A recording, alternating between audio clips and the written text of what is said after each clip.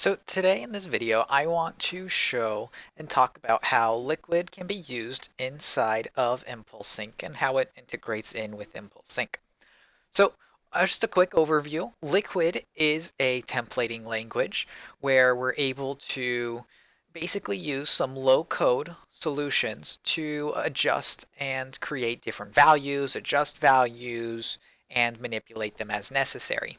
Now, ImpulseSync has a liquid field manipulator, allowing you to write a liquid template in this manipulator to take field values from a content that is moving through ImpulseSync, use those field values, merge them, adjust them, do whatever your liquid template is allowed to with its filters, tags, and so on and so forth, allowing you to adjust in your contents field as necessary and get the output you're looking for.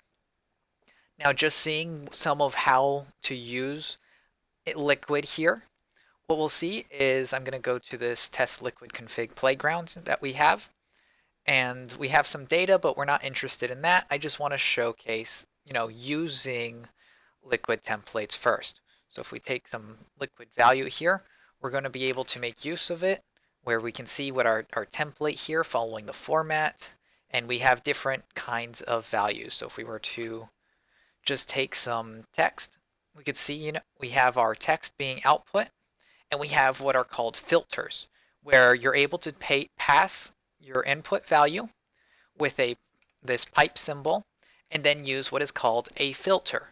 In Liquid, these could be thought of as functions or such from maybe another type of language.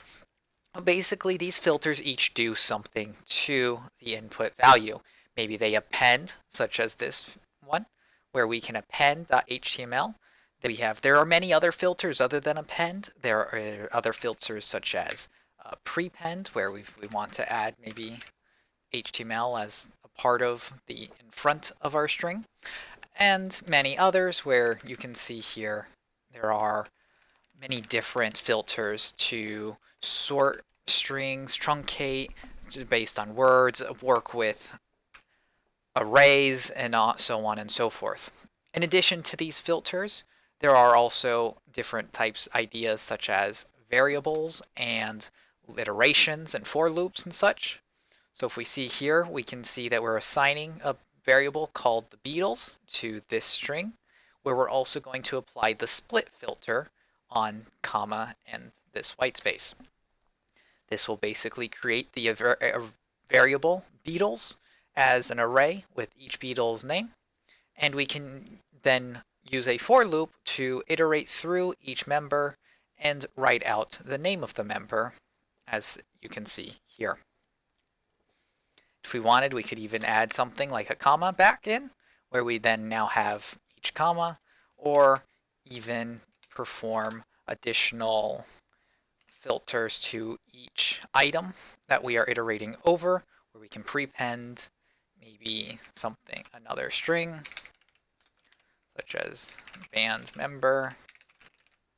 And we'll see band member name, band member name, band member name. So this is just how a quick intro of using and building Liquid templates.